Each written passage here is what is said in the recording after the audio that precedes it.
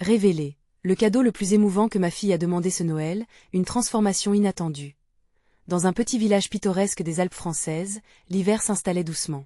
La neige recouvrait tout d'un épais manteau blanc, et les clochettes de Noël résonnaient dans l'air froid, évoquant une magie qui semblait pourtant hors de portée pour François, un père de 40 ans. Chaque jour, il se levait avec l'espoir de trouver un moyen de faire vivre à sa petite fille, Clara, une belle fête de Noël, mais le poids de la crise économique devenait de plus en plus écrasant. Son esprit combatif semblait être mis à l'épreuve. Clara, âgée de 8 ans, était le rayon de soleil de sa vie. Ses yeux pétillants et son sourire radieux illuminaient les jours les plus sombres. Elle avait un rêve, une poupée de rêve, celle qu'elle avait aperçue à la télévision, avec des cheveux dorés et une robe étincelante. Pour François, cette simple demande était à la fois joyeuse et tragique. Comment pourrait-il offrir un cadeau si cher alors qu'il peinait déjà à pourvoir à leurs besoins quotidiens? Chaque centime comptait, et cette douce précieuse innocente ne savait rien des sacrifices que son père faisait. Et elle se remémorait son enfance, où les jouets étaient souvent faits main, le fruit de l'imagination et de l'entraide. Soudain, un sentiment de honte et de détermination l'envahit. Il ne pouvait pas laisser sa fille déçue. Alors, il s'engagea dans une quête désespérée, répondre à son souhait. Mais comment? Malgré ses efforts pour multiplier les petits boulots, il n'arrivait à rassembler que quelques centimes, tout juste de quoi acheter du pain. Avant de continuer, je dois vous avertir de quelque chose d'important qui se passe.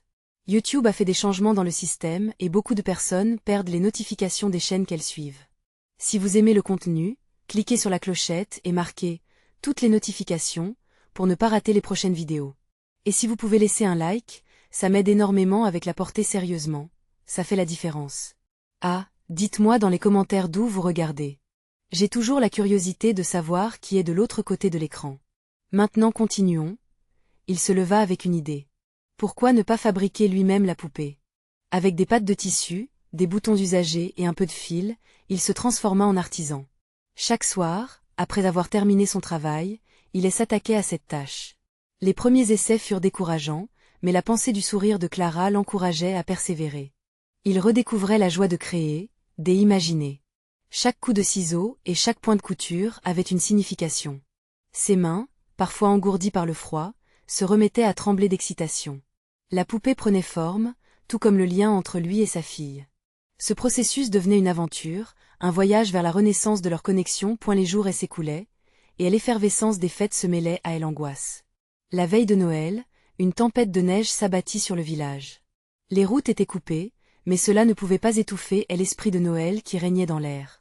François, le cœur battant, n'avait plus qu'à attendre le moment de révéler son secret. À cet instant, il sut que le véritable cadeau n'était pas seulement la poupée, mais tout ce qu'il avait créé autour, l'amour, la résilience, les souvenirs partagés. En chemin, il avait découvert que parfois le vrai bonheur se cache dans les gestes simples et les sacrifices d'un père. Mais saura-t-elle apprécier cette surprise, même si ce n'est pas exactement ce qu'elle espérait? L'anticipation, mêlée à une douce mélancolie, remplissait l'air de promesses pour le lendemain. La nuit de Noël, le village était plongé dans un silence apaisant, seulement interrompu par le doux bruit de la neige qui tombait. François se tenait près de la fenêtre, observant les flocons danser sous la lumière des lampadaires. Son cœur battait la chamade. La poupée, soigneusement cachée sous son lit, représentait des semaines de travail acharné et d'espoir. Mais en cet instant, il se sentait tiraillé entre l'excitation et la peur de la réaction de Clara. Dès qu'il avait terminé le dernier point de couture, un sentiment indescriptible l'avait envahi. Il savait que cette poupée, bien qu'imparfaite, était faite de tout son amour. Pourtant, l'angoisse revenait le hanter. Et si elle ne l'aimait pas? Si elle la trouvait trop différente de celle qu'elle avait tant désirée? Ce doute grandissant était à présent le véritable poids sur ses épaules. À petit matin, les rayons du soleil faisaient scintiller la neige comme des millions de diamants. Le village était une carte postale, un tableau vivant de Noël, mais pour François, l'ensemble des festivités semblait lointain. Ce qui comptait le plus, c'était ce moment fatidique où Clara découvrirait son cadeau.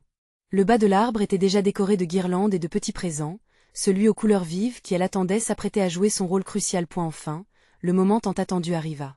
Clara, les yeux encore embués de sommeil, descendit les escaliers en courant. François, bien que nerveux, ne pouvait s'empêcher de sourire en la voyant, sa petite silhouette illuminée par un rayonnement particulier, symbole de joie et d'innocence. Elle s'approcha de l'arbre, émerveillée par l'ambiance magique qui l'entourait. « Papaya! Regarde tout ça !» s'écria-t-elle en sautant de joie, ses yeux brillants d'excitation. Il l'observait, ému par sa simplicité. Chaque geste, chaque rire résonnait dans son cœur comme une douce mélodie. Elle finit par s'arrêter devant le cadeau enveloppé de papier coloré. Les mains tremblantes, elle déchira l'emballage, et en voyant la poupée, son sourire se figea un instant. François sentait son cœur se serrer. Que se passait-il? Pourquoi son visage affichait-il une expression si perplexe? Clara souleva la poupée, ses petits doigts parcourant lentement chaque détail, puis releva les yeux vers son père. « Elle est magnifique !» déclara-t-elle, mais sa voix trahissait une hésitation. François tenta de cacher sa déception face à son hésitation. Il s'était tant investi dans ce cadeau. « Tu l'aimes vraiment ?» osa-t-il demander, presque craintif de la réponse. « Oui, papa. Mais elle n'a pas de cheveux blonds, ni de robe brillante. » La sincérité des mots de sa fille, elle atteignit en plein cœur. Un silence pesant s'installa. François se remémora tous ses efforts, son dévouement. Ce qu'il avait créé, elle n'était pas une simple poupée, mais une représentation de leur amour, de leur lutte, de ses sacrifices. Il réalisait alors que pour Clara, ce qui importait vraiment, c'était le médaillon des amours que contenait cette poupée. Les vrais cadeaux ne sont pas toujours ceux que l'on espère. Parfois, ils sont faits main avec amour. Les mots sortirent tout seuls, un mélange de peur et de fierté. Clara, toujours en silence, finit par se blottir contre lui. « Elle est parfaite, papa. Comme toi. » Un sourire radieux illumina son visage. Alors que François lui serrait la main, il comprit que peu importe l'apparence de cette poupée, l'amour qu'il partageait dépassait tout. La magie de Noël se révélait finalement à travers une rédemption inattendue. Mais alors que l'euphorie remplissait la pièce, un bruit en dehors de la maison attira leur attention. Quelqu'un frappait à leur porte. Qui pouvait bien venir les déranger en ce jour si spécial? François échangea un regard avec Clara, les yeux écarquillés d'étonnement et d'inquiétude. Qui pouvait bien troubler ce moment de bonheur? Le bruit persista, chaque coup résonnant comme un écho dans son cœur déjà nourri d'angoisse et de joie. La petite fille se mit sur la pointe des pieds, son enthousiasme contrastant avec l'incertitude de son père. « Qu'est-ce que c'est, papa ?» demanda-t-elle, la voix tremblante d'excitation mêlée d'appréhension. François se dirigea doucement vers la porte, son esprit tourbillonnant de questions. Peut-être était-ce un voisin, ou un ami du village ne réalisant pas qu'il célébrait une journée si particulière. En ouvrant la porte, il fut accueilli par le souffle frais de l'air hivernal, et contre toute attente, une silhouette familière se détacha dans la lumière blafarde de ce matin de Noël. C'était Margot, la mère de Clara, et ses yeux brillaient de larmes. « François, » murmura-t-elle, la voix chargée d'émotion. « Je suis revenue.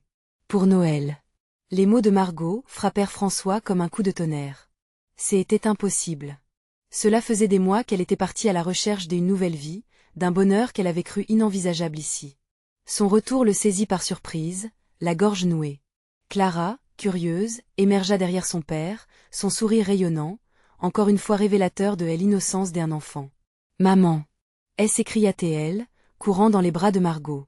François observa, ému, alors que les deux femmes, mère et fille, se retrouvaient dans un élan d'amour si pur qu'il redéfinissait instantanément ce que Noël représentait pour lui. Une douce chaleur commença à envahir sa poitrine. « Je suis désolée d'être partie.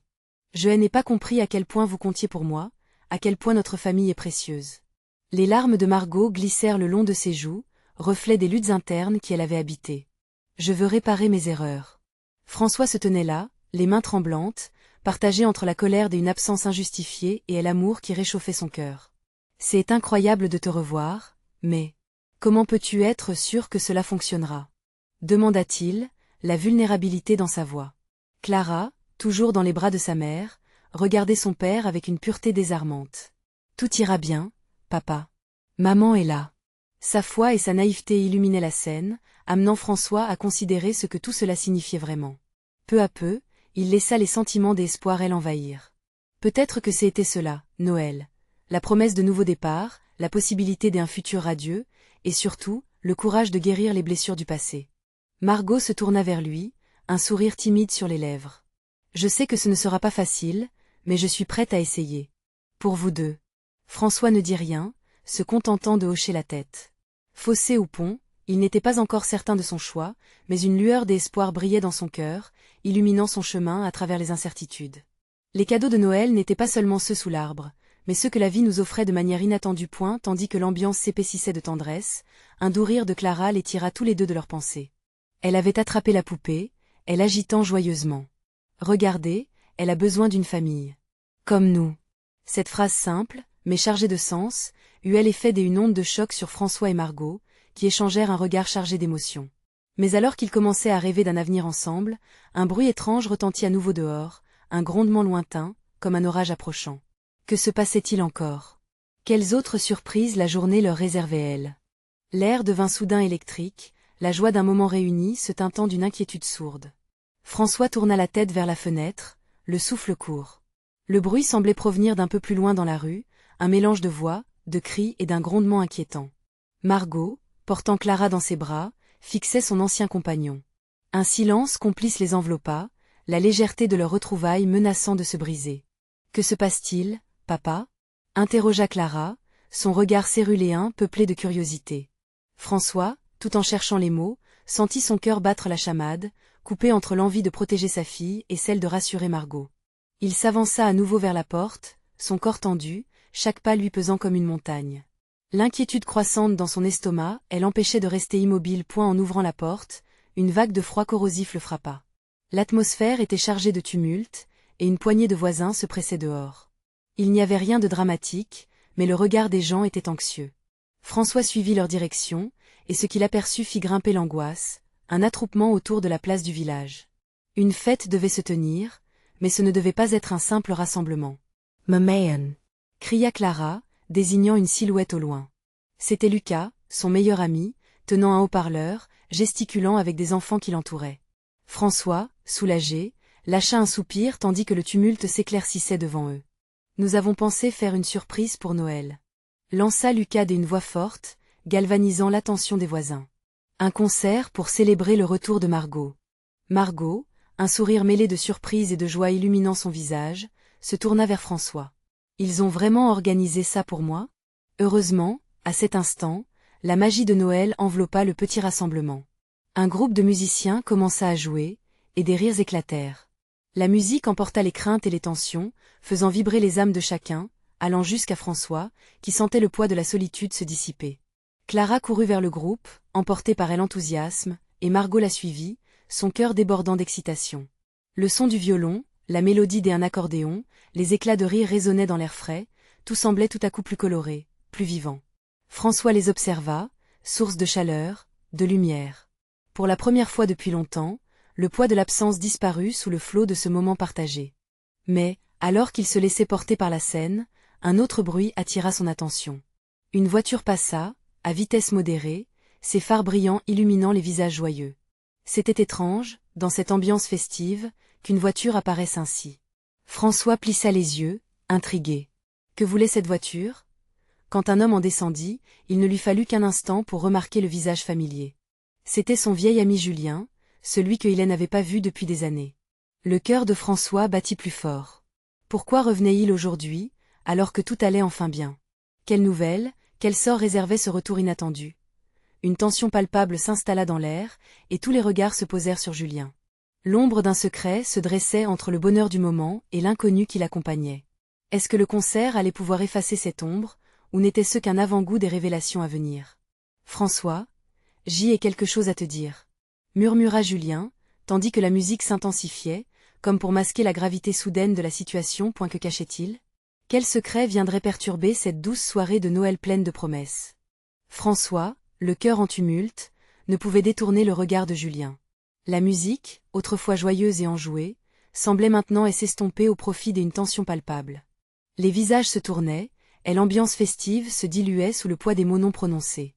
Margot, perplexe, était restée figée, Clara, quant à elle, observait à moitié, ses petits yeux cherchant une réponse dans les siens. « Qu'est-ce que tu veux dire ?»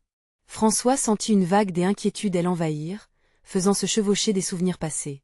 Julien, son ami d'enfance, avait été un pilier, et maintenant, il semblait en déséquilibre, comme un bateau perdu au milieu de la tempête. Le regard des Julien était empli d'un mélange des hésitations et de détermination. J'y aurais dû le dire plus tôt, mais je n'ai pas su comment sa voix se brisa légèrement. C'est au sujet de ton père. François déglutit, une froideur s'emparant de son cœur. Son père. Combien de fois avait-il tenté d'effacer cette ombre, d'éclipser le passé douloureux? Chaque Noël qu'il avait passé sans lui, chaque regard échangé avec sa mère, chargé de non-dits, semblait ressurgir à la surface. Il se souvint des choix difficiles, des décisions amères qui l'avaient éloigné de son père. Que est-ce qu'il a à voir là-dedans? La colère affleurait dans sa voix, bien que caché sous une couche de crainte. Julien se redressa et inspira profondément. Il est malade, François. Une maladie grave, il n'a pas beaucoup de temps. Les mots frappèrent François comme un coup de tonnerre. Un frisson parcourut son échine. Il avait perdu tant de temps. Pourquoi n'avait-il pas été là? Et l'idée de devoir faire face à la souffrance de son père troublait son esprit. Les rires des enfants, et l'ambiance festive, tout cela semblait si éloigné de cette réalité sombre. Margot s'approcha de lui, sa main se posant délicatement sur son bras, comme pour l'ancrer à ce moment présent. Nous avons le temps, François. Le temps d'expliquer, de comprendre. François sentit la vague des émotions le submerger. Le regard de Clara, plein d'inquiétude, le ramena à un sens de responsabilité. Que lui dirait-il quand elle demanderait pourquoi son père ne pouvait pas venir, pourquoi les rires n'auraient pas dû se mêler à des larmes? Que est-ce que je dois faire? Murmura-t-il, la voix tremblante. Les yeux de Julien, et l'expression de son ami, racontaient une vérité encore plus douloureuse. Il y avait une décision à prendre, un choix à faire. Tu dois lui parler, François. C'est ce qu'il veut, c'est tout ce qu'il a toujours voulu. Tu dois lui donner la chance de s'excuser, de vous retrouver lui et toi. Avant qu'il ne soit trop tard. Tout autour, la musique continuait de jouer, mais pour François, chaque note résonnait comme un rappel du temps qui passait, comme un ultimatum. Le concert, une célébration, mais à quel coût? Et surtout, comment allait-il aborder ce sujet avec Clara, son trésor, sa lumière dans ce tourbillon des émotions sombres? Il ferma les yeux un instant, prit entre elles l'envie de fuir et la nécessité de face à son passé. Il savait que pour aller de tel avant, il devait d'abord plonger dans les profondeurs de son histoire personnelle. À ce moment, Clara tira sur son pantalon, les sourcils froncés avec une innocence touchante. « Papa, tu es triste pourquoi ?» François se pencha vers elle, son cœur lourd. « Je dois prendre une grande décision, ma chérie. » Une très grande. Alors qu'il s'apprêtait à parler de son grand-père, il sentit la musique revenir, cette fois comme une mélodie d'espoir. Pour la première fois, il comprit que ce serait une épreuve, mais aussi une opportunité de renouveler des liens, de panser les blessures. La tension était toujours là, mais maintenant, ce n'était pas seulement une ombre. C'était une promesse de transformation, une nouvelle chance de se réinventer. Que se passera-t-il ensuite, papa? Demanda Clara, impatiente et pleine de cette curiosité qui lui était propre. François leva les yeux vers Julien. Puis vers Margot. Une nouvelle voie s'ouvrait devant eux, peut-être semée d'embûches, mais aussi de lumière. Nous allons voir ton grand-père. Et il sera là pour nous tous. Julien hocha la tête, le soulagement se lisant sur son visage. La fête, la musique, tout cela ne serait pas oublié, mais au contraire, enrichi par ce nouveau chapitre qui se dessinait. Alors que les accords d'un violon s'élevaient dans l'immensité du ciel étoilé, François savait deux choses. D'abord, il devait affronter ses propres démons. Et ensuite, Clara avait besoin d'un père qui ne fuirait plus. Le chemin serait long, mais il savait qu'il n'était pas seul. Alors qu'il se tenait là, entouré de ceux qu'il aimait, une peur et une détermination se mêlaient en lui. Le cadeau le plus précieux de ce Noël n'était pas ceux qui l'entouraient, mais l'espoir d'une réconciliation à venir. Dans l'obscurité illuminée par les étoiles, François murmura une promesse silencieuse à lui-même. Je ferai face à mon passé, mais surtout, je le ferai pour Clara. Quelle révélation attendent François au détour de cette réunion familiale? Quel secret inavoué pourrait enfin voir le jour? François prit une profonde inspiration, la mélodie de la fête s'éloignant lentement alors qu'il fermait les yeux un instant, cherchant du réconfort dans le tumulte des pensées qui se bousculaient dans son esprit. Les rires et la musique se mêlaient à ses souvenirs, chaque note, chaque éclat de voix démontrant une légèreté qu'il lui semblait désormais impossible d'atteindre. Mais à l'intérieur, une force s'éveillait, alimentée par l'amour pour Clara. On ferme les yeux et on imagine, papa, dit-elle, sortant François de sa torpeur. Sa voix était douce, pleine d'innocence, et il se demanda un instant ce qu'elle pouvait vraiment comprendre de cette situation pesante. Il s'accroupit à sa hauteur, rencontrant son regard pétillant. « Que veux-tu que nous imaginions, ma chérie? Un grand Hugues. Comme les héros dans mes histoires. » S'exclama-t-elle, les bras grands ouverts, un sourire éclatant sur son visage angélique. François ne put s'empêcher de sourire à son tour. C'était dans ces instants simples qu'il trouvait son échappatoire.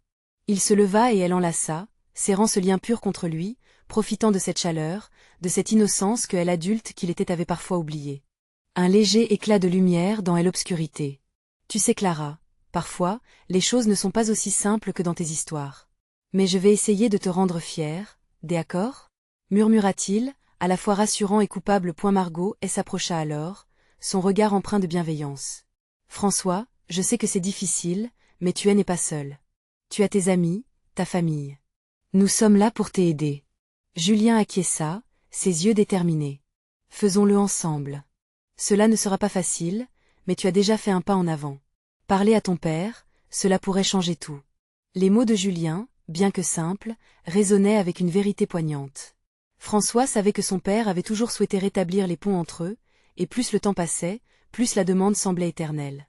Mais maintenant que l'urgence de la maladie pesait sur lui, le temps se serait peut-être raccourci. Cette pensée le terrifia. « D'accord, dit-il finalement, le cœur battant rapidement. Je vais accepter de lui parler. Mais je ne peux pas le faire seul. J'y aurai besoin de vous deux à mes côtés. » Margot et Julien échangèrent un sourire visible de soutien, comme s'ils avaient toujours su qu'un jour François ferait ce choix. Clara, feignant de ne rien comprendre, gagna en excitation, soulagée que son père prenne enfin les rênes. La joie temporaire embellit la scène, mais au fond, François savait que cela n'était qu'un fragile vernis-point et la soirée continua, et bien que les sourires des autres cachent son tourment intérieur, la musique continuait de jouer, presque comme une douce illusion, lui offrant une distraction. Pourtant, au milieu des danses et des rires, chaque instant semblait l'enchaîner un peu plus à cette réalité à venir. Les enfants jouaient près de la scène où les musiciens enchantaient le public de leurs harmonies.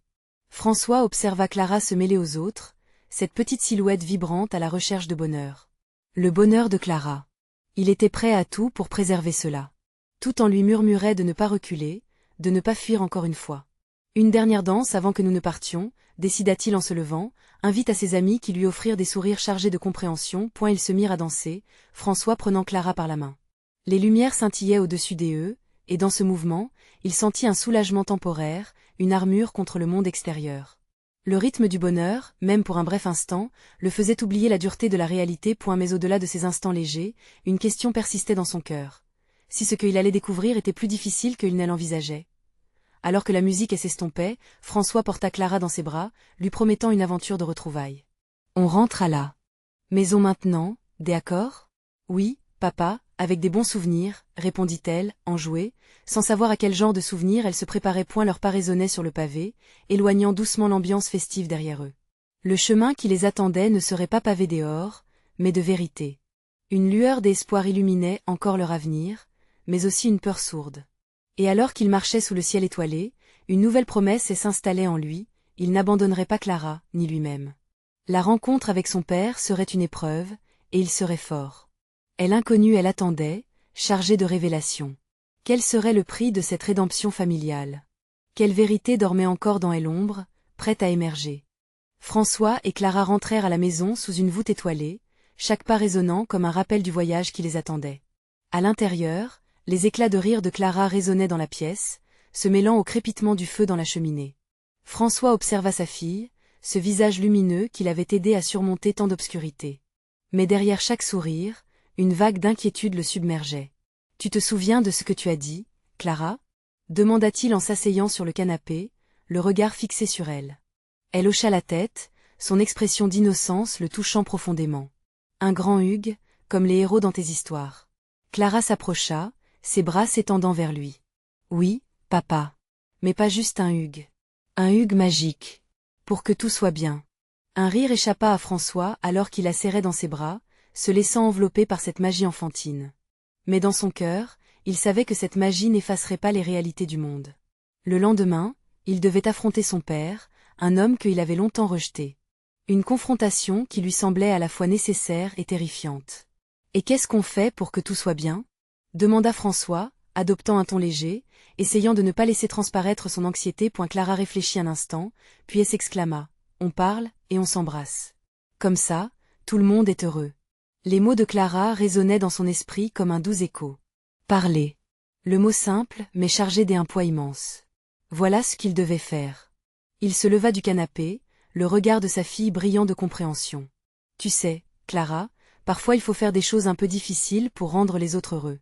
Ça demande du courage, mais je vais essayer, juste pour toi, dit-il, sa voix remplie d'énergie renouvelée. Le matin suivant, alors que le ciel s'éclaircissait à l'orée de Noël, François décida de prendre le temps de l'écriture.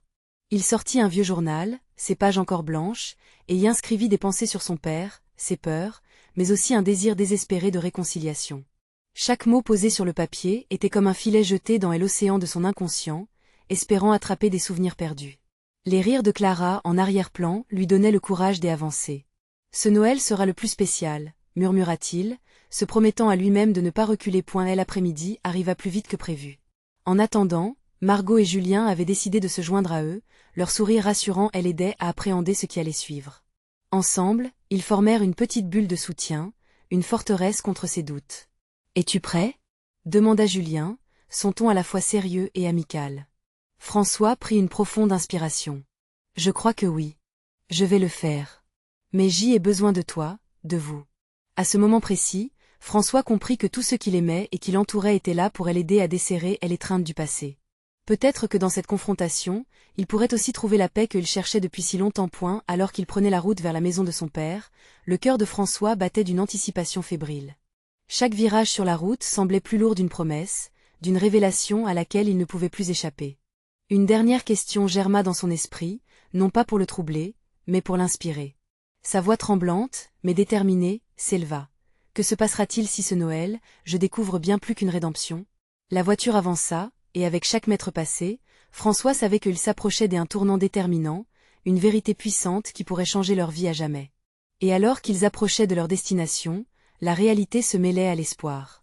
Que réservait cette rencontre, et quel héritage familial émergerait des cendres de tant de non-dits ? Lorsque la voiture s'arrêta devant la maison familière de son père, François sentit son cœur s'emballer. La façade de la maison, illuminée par les lumières de Noël scintillantes, semblait à la fois accueillante et intimidante. Clara, assise à l'arrière, se pencha légèrement en avant, ses yeux pétillants d'excitation. « C'est ici, papa.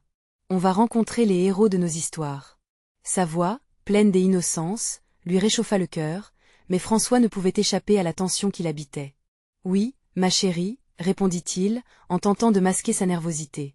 Il se tourna vers Julien et Margot, cherchant des gestes d'encouragement.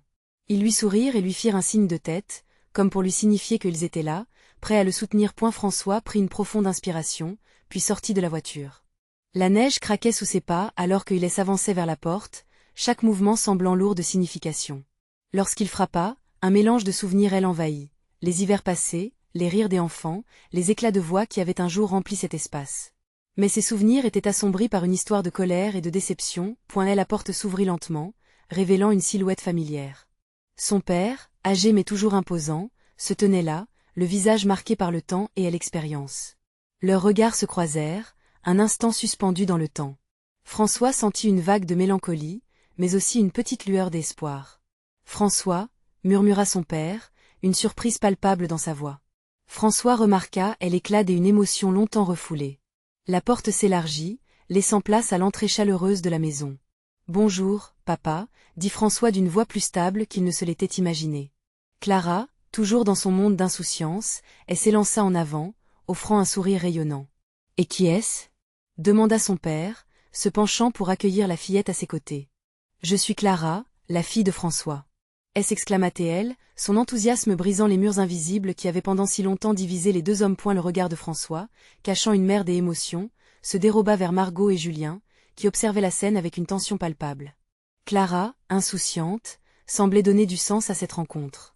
Elle était le pont que François avait tant cherché à construire. « Viens, ils nous attendent dans le salon » proposa son père, son ton à la fois chaleureux et hésitant.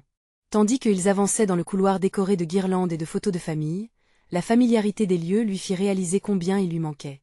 Chaque pas le rapprochait d'une réconciliation qu'il avait longtemps redoutée. Dans le salon, la table était mise, un festin de Noël l'attendait, mais plus que cela, une ambiance de fête régnait, comme si le monde extérieur avait disparu.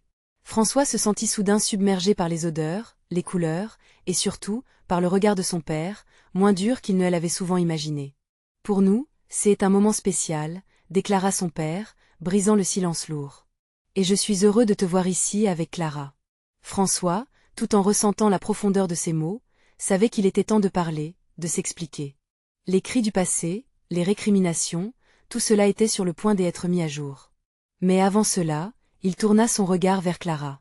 Ses yeux brillaient d'une magie innocente, comme ceux d'un héros vert qui se tourne les autres, prêt à écouter son histoire. Alors que chaque membre de la famille s'asseyait autour de la table, François savait que cette soirée définirait leur avenir. Tout cela avait un sens, et pour la première fois, il ressentait que la paix était à portée de main. Si ce Noël se transformait en un nouveau départ, pensa-t-il. Les échanges de sourires remplacèrent les mots, et pour François, le moment tant redouté de la restitution de la vérité, de la confession, se rapprochait. Mais alors qu'il regardait le visage illumine de sa fille, une question le frappa à nouveau. Que se passera-t-il si la vérité elle-même guérissait des blessures qui semblaient irréparables? Et l'esprit empli d'espoir et d'appréhension, François était prêt à tout. Une révélation attendait d'éclore, une transformation inattendue se profilait à l'horizon. Que pourrait-elle être? François s'assit, le cœur battant, entre son père et Clara. Leurs visages s'illuminèrent sous les lumières scintillantes du sapin, et la chaleur ambiante embrassait chaque recoin de la pièce. Il observa les décorations, soigneusement suspendues, qui témoignaient d'histoires passées. Les rires des autres convives résonneraient bientôt, mais pour l'instant, un silence s'était installé, chargé d'attente. Commença François, mais les mots restèrent coincés dans sa gorge. Il devait ouvrir son cœur, mais l'angoisse d'une vieille colère refoulée et la peur de décevoir Clara lui poids. La fillette semblait lire ses pensées. Elle tourna la tête vers lui et sourit, son innocence lui apportant un répit temporaire. « Dis-moi tout, papa, » murmura-t-elle avec une honnêteté désarmante. Cette demande simple, sans préjugés, lui fit réaliser à quel point les enfants savaient parfois mieux que les adultes ce qui importait vraiment. L'authenticité de Clara était ce que François avait oublié, et cette prise de conscience raviva l'étincelle d'espoir en lui. « Je suis ici, et je veux vraiment changer, » murmura-t-il enfin, se retournant vers son père. Ce dernier le fixait, ses yeux s'adoucissant alors qu'il l'écoutait, le visage creusé par des années de regrets. Normalement imperméable, le regard de son père semblait maintenant chercher une réponse à cette affirmation. « Je suis désolé pour le passé, » poursuivit François, sa voix tremblante. « J'ai laissé trop de rancune s'installer entre nous. Je ne veux plus que cela continue. » La confession était lourde, mais les mots lui paraissaient aussi nécessaires que la lumière qui baignait la pièce. Son père pencha la tête en arrière, comme s'il cherchait à rassembler ses pensées. « C'est moi qui suis désolé, François. J'ai fait des erreurs. J'y étais trop dur. » Son ton était grave, mais une lueur de compréhension commençait à transparaître. François ressentait un mélange de soulagement et de douleur. Des années de silence pesaient encore, mais un pas avait été fait. Le regard de son père, autrefois fermé, était devenu une invitation. De petits gestes, une main sur l'épaule, des sourires partagés, il tentait de bâtir un pont fragile entre leurs âmes meurtries. Soudain, Clara se leva, se dirigea vers son grand-père avec l'enthousiasme d'un enfant qui voit des funambules. « Grand-père, dis-moi une histoire. » L'exclamation innocent brisa la tension qui stagnait dans l'air et lança une nouvelle dynamique. « Tu veux vraiment entendre une histoire ?» demanda son père, un semblant de joie illuminant son visage vieilli. « Oui, une histoire de Noël, » répondit Clara, sautillant d'excitation. François observa cette interaction, son cœur se dilatant d'amour et de mélancolie. José, Margot et Julien échangèrent des regards complices, la magie de Noël imprégnant chaque participant. Lorsque son père commença à raconter, la pièce s'emplissait de rires sincères. Les sourires se multiplièrent, comme des étoiles s'allumant dans le ciel nocturne. François était captivé par cette alchimie qui se mettait en place. Et l'histoire, un mélange de nostalgie et de fierté, évoquait des souvenirs d'enfance que François avait tant voulu effacer. À mesure que les récits s'enchaînaient, une vague d'émotion submergea François. Chaque histoire racontée par son père semblait effacer une vieille blessure, rebâtissant lentement le lien entre père et fils. Clara était le catalyseur d'une réconciliation inattendue. Alors que le repas se poursuivait, François se leva pour porter un toast, cherchant les mots justes. « À la famille, aux souvenirs, et au nouveau départ. » s'écria-t-il, levant son verre, le cœur léger. Les convives le rejoignirent, un bruit et enthousiasme résonnant dans la pièce. Mais son esprit demeurait en alerte. Une question troublante restait en suspens dans son esprit. Que se passerait-il si la famille, par-delà ses blessures, se révélait plus forte que jamais? Les regards échangés, les sourires accueillants et les plaisanteries fugaces étaient les signes d'une renaissance. Si ce Noël devenait le moment où tout changeait, où les vérités blessantes laissaient place à l'amour inconditionnel. Dans un monde où les miracles étaient souvent inattendus, François sentait que la magie de Noël opérait, lentement mais sûrement. Une transformation était en marche, ouvrant la voie à un chapitre nouveau. François fut soudain convaincu que derrière chaque histoire de Noël se cachait un potentiel illimité. Alors que la soirée se poursuivait, une question lui vint à l'esprit. Et si, après tout, le plus grand cadeau qu'il pouvait faire à Clara et à son père était simplement de leur laisser un nouveau soi, à la fois vulnérable et plein d'espoir? Ses pensées s'embrouillèrent tandis qu'il scrutait le visage lumineux de sa fille, son cœur débordant des émotions. Que pouvait bien être ce nouveau soi qu'il s'apprêtait à offrir à sa famille, et comment allait-il le faire? François se tenait là, entre son père et sa fille, les battements de son cœur résonnant comme un tambour de guerre. Cette soirée de Noël, initialement remplie de peur et d'incertitude, se métamorphosait lentement en une célébration d'amour, de pardon et d'espoir. Clara, avec son innocence rayonnante, semblait être le fil conducteur qui rapprochait deux âmes longtemps séparées. « Papa, raconte-moi des histoires de Noël, s'il te plaît. » s'exclama de nouveau Clara, emmenant avec elle l'énergie enfantine qui animait la pièce. Le regard de François croisa celui de son père, et quelque chose dans cet échange fit chavirer des sentiments enfouis. Il comprit que la magie de cette soirée n'était pas simplement celle des traditions, mais celle des vérités à révéler, des blessures à panser. Son père, ému par la demande de Clara, acquiesça et commença à raconter un récit, chacun de ses mots résonnant comme une promesse d'ouverture. Les histoires de Noël d'autrefois, des souvenirs de rire, de jeux et d'aventures, tissaient lentement un fil entre François et lui. Les rires résonnaient dans la pièce, et pour la première fois depuis des années, François sentit un poids se dissiper. Clara, absorbée par les histoires, ne pouvait qu'apporter cette légèreté si essentielle à leur réunion. « Regarde, papa.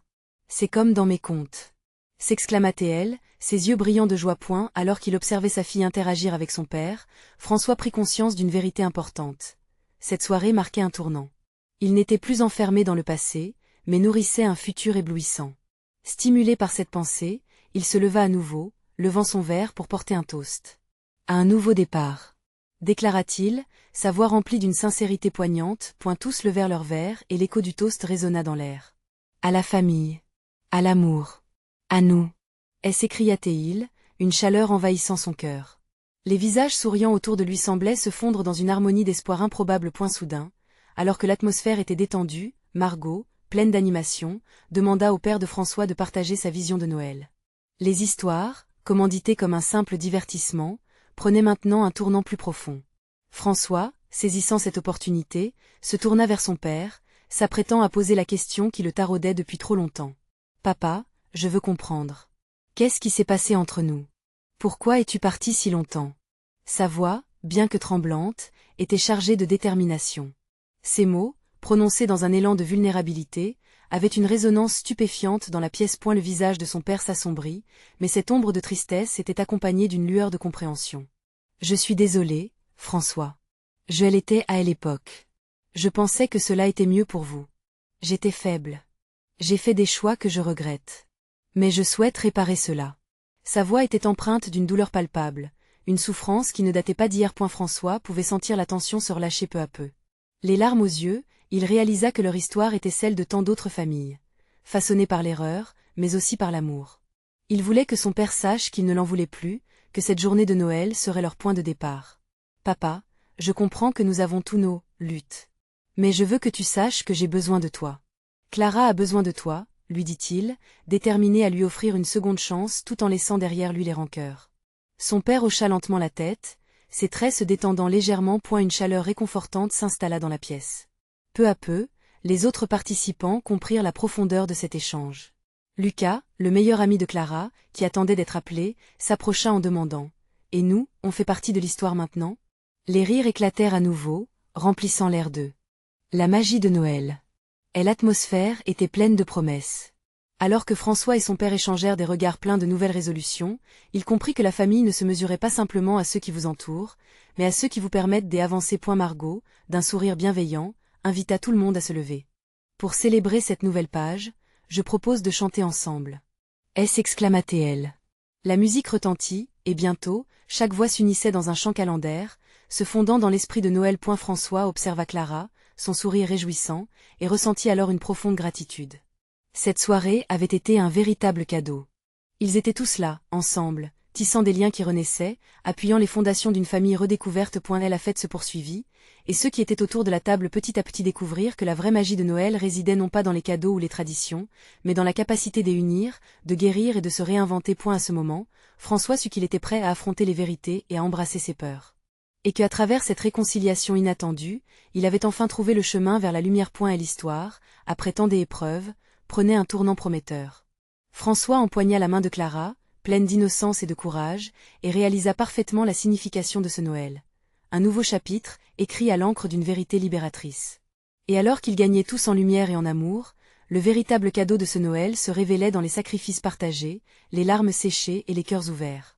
Oui, cette nuit-là serait inoubliable, transformant leur devenir, car parfois, le sens de la vie se cache dans la rédemption et la famille réunie. Maintenant, chers lecteurs, écoutez attentivement.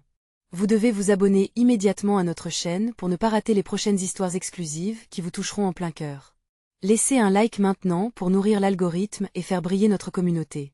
Commandez vos réactions, vos pensées et vos théories sur cette fin, car nous adorons lire vos commentaires.